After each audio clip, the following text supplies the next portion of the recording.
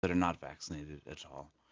So the vaccine is highly effective against death and severe disease and hospitalization Yeah. for all ages. Yeah, but it still does have some effectiveness at helping you to ward it off in the very beginning. Correct. Correct. Dr. Richard Neff with us here this morning from IRMC, the Chief Medical Officer. How has the hospital done in terms of dealing with it?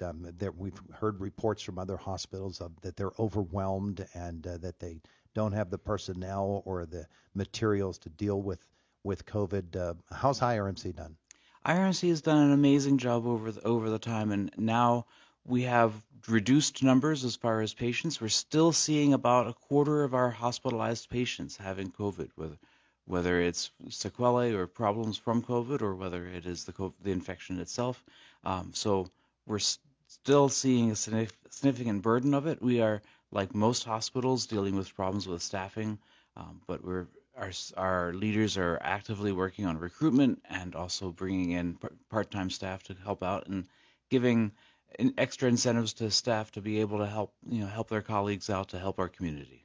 I want to return to COVID-specific questions in just a moment, but while we're on this topic of hospital and using the facilities, very early in the process, IRMC figured out a way that we could continue to have those routine tests that should not be neglected. Those yearly tests, mammograms, and things of that nature. Guys and prostate health, that needs to be monitored as well. And you figured out a way to get that done. And a variety of ways, actually.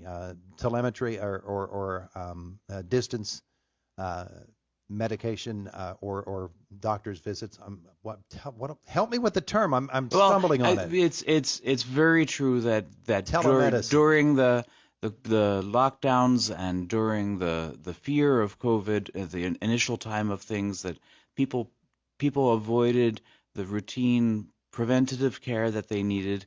And at this point, people should feel like they're very safe to be able to come in for their mammograms, for their colonoscopies, for the routine general visits that they have for the primary care doctors that help to prevent, serious disease from developing, and being able to do that primary prevention work for there. And so we're using a variety of different modalities now, whether it's telehealth or protocols that help people get testing without necessarily having to come in. These are all, quite good and quite effective at this point. Yeah, telemedicine I could not get my brain to say that word. But I'm glad that we finally figured that out. What the heck I was trying to say. So back on the COVID topic specifically, COVID testing has undergone a change at IRMC as well, has it not? It is. We are now proud to go ahead and be able to use the former S&T Bank building that's at the corner of Wayne Avenue and Hospital Road, right across from Mack Park and the fairgrounds there, as our testing site. So we have a new drive-through testing that's still quite close to the hospital and quite efficient there with the drive-throughs that are there, right across from the Hilton and the KCAC.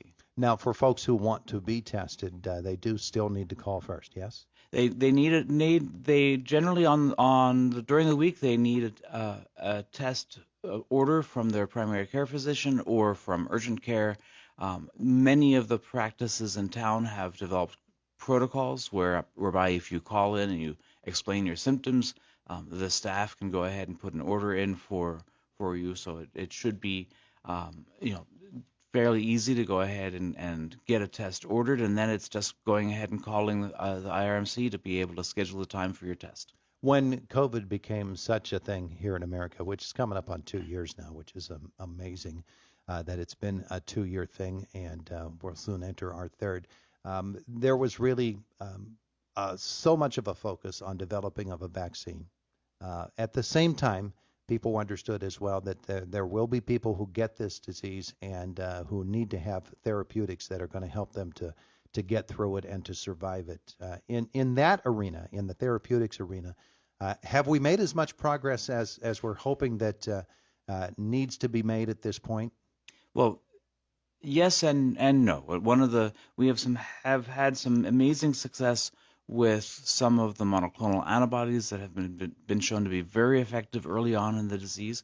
Our challenge right now is that The Omicron variant is resistant to two of the best kinds of monoclonals that we had in fairly large quantities. So at this point, the sotrovimab that we have is in low quantities, and we're needing to reserve it for those that are most at risk for very serious disease. We do, however, have other alternatives. We have the two oral pills that are available, again, unfortunately, in small quantities at this point, but still able to be ordered. And we have several of our physicians who have been helping out to make sure that the community docs know how and where to be able to find those those medications. And we've also been able to go ahead and follow the guidance and be able to offer a 3-day dose of remdesivir that used to be just for hospitalized patients, but now can be used on an outpatient basis. And so we are rounding the corner on our ability to be able to treat this, especially again when it's caught early on. And that's one of the challenges, which makes the testing program that IRMC has been able to do to be so incredibly important. Dr. Richard Neff is our guest, Chief Medical Officer at IRMC. When we think about the next stages in the development of protocols for dealing with COVID-19, we think about vaccines and whether they will improve in their abilities and the ways that we could administer them. We also wonder, is this going to be something that is more like, say, the flu vaccine that you get every year, or is it going to be something that you're going to be able to treat sort of like measles and polio? You get one shot. Are we ever going to get to the point where one shot is going to protect us from practically anything it has to do with this type of virus? That's an amazing question. I wish I knew a definitive answer. Think how rich you would be. If I had a nickel for every time I Yeah. had a good decision like that, a good idea like that.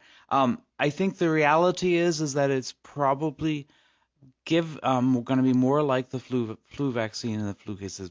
The coronavirus is extremely easy to mutate and change, and so most likely it's going to be something where there's going to be seasonal outbreaks, and there are going to be further future changes. That's where the basics that we have that we've been able to go ahead and realize for this, as far as social distancing, masking when you're not able to be social distance, good ventilation, and along with good nutrition and exercise, and going ahead and along with the vaccination. So Can easily foresee the day when the state health department not only publishes a weekly flu report, but a weekly COVID report, yes. or some other viral type of thing.